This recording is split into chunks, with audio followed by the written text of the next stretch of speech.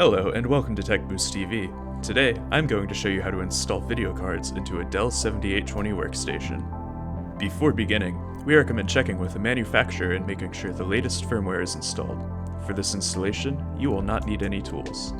The 7820 workstation can support two double-width PCIe X16 Gen 3 300-watt graphics cards, up to 600 watts total with one CPU, and up to two 160-watt single-width graphics cards with dual CPU configurations.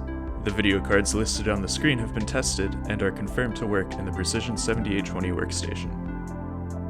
To begin, ensure your computer is powered off and the power cord is unplugged.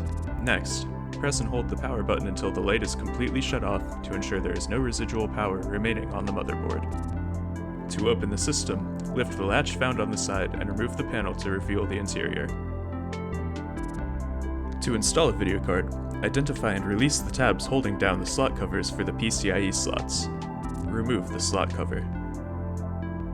You can now install the video card. Identify the PCIe slot you wish to use and press the card down firmly to ensure a proper install.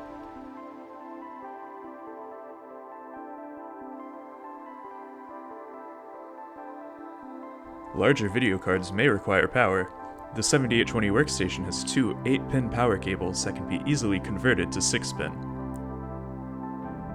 Connect up to two power cords to the video card as needed.